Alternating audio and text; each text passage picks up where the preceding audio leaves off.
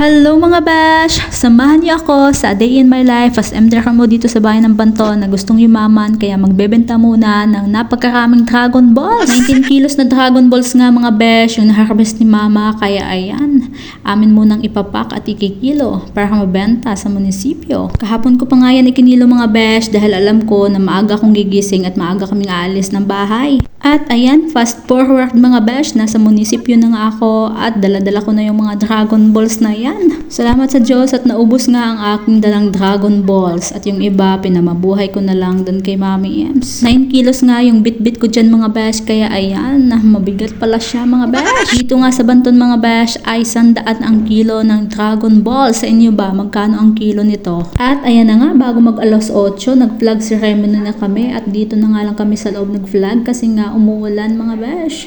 Ngayong umaga nga mga besh ay busy ako dahil meron kaming pa-training bukas. So pasintabi na lang sa aking laptop na very oldie na. Kahit oldie na nga yan ay hindi ko let go dahil nga siya ay touchscreen mga besh. Yes, I love it. At yan ang aming kaganapan after lunch time. Dragon Balls na naman ang aming panghimagas mga besh. So kahit saan kami pumunta may Dragon Balls. Pagkatapos naming mag-lunch, ayan, pumunta na ako sa 3rd floor dahil kailangan kong mag-ayos ng aming venue para bukas dahil nga may pa-training kami. Pagdating ko nga sa taas mga besh, ayan, magulo pa yung mga table at masyado pang mainit. Kaya nga mga besh, nilapag ko lang yung aking mga gamit dyan. Inon ko na yung aircon dahil mainit at ayan, nais ko na yung mga table and chairs dyan para maging maayos naman yung aming venue para bukas. Mag-isa lang muna ako dyan mga besh kasi yung mga kasama ko ay iba-iba din yung kanilang mga ginagawa para sa preparation nga ng aming training. At buti na lang talaga mga besh, may tsinelas ako. Kung hindi, ayan, mapapagod ako dun sa aking heels na pagkataas-taas maghinakot ng mga upuan dyan. Ang aming pa-training nga bukas mga besh ay basic life support and standard first aid training. So 5 days ito at sana talaga ay hanggang matapos yung training ay walang mag-back out. Ang aming mga participants dito ay ang aming mga volunteers mula sa Ranamayan, mga staff ng RHU at ang iba naming empleyado dito sa munisipyo. Actually mga besh, trained na kami noong 2024 ng BLS-SFA. Kaya nga lang mga besh, ngayong August nga ay expired na yung aming certificate. Kaya kailangan na naman namin na mag-train ng panibago. At nagpapasalamat talaga kami kay Ma'am Dayan at sa mga taga-DOH dahil kanilang tinanggap yung aming request na magpa-training na naman ng BLS ngayong taon.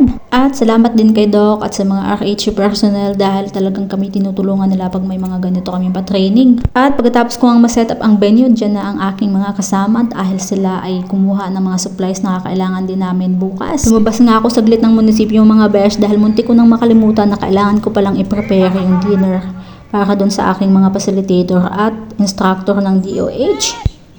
At ayun na nga mga besh, pagkatapos noon ay pumasok na ako sa session hall dahil nga may meeting na naman kami sa zoning kasama ang ibang heads ng munisipyo. Mabilisang meeting lang naman yun mga besh, kaya pagkatapos noon pumunta kami ng OPSEN dahil nga kailangan namin mag-prepare ng mga kumot para doon sa aming mga instructor. At ayan na nga, hinakot na nga namin yung aming ibang daladalahan papunta dun sa RH yung mga besh. Dala na din ako ng kape mga besh para hindi na nga mahirapang lumabas yung ating mga bisita kung gusto nilang magkape. Mamayang gabi nga mga besh ang dating ng ating mga instructor at sana naman ay maging komportable sila sa kanilang magiging stay dito sa Banton. At nagpapasalamat nga tayo sa Banton MPS at sa RHU dahil sila yung susundo mamaya sa ating mga bisita. Yun lang muna mga besh para sa araw na ito. Babush!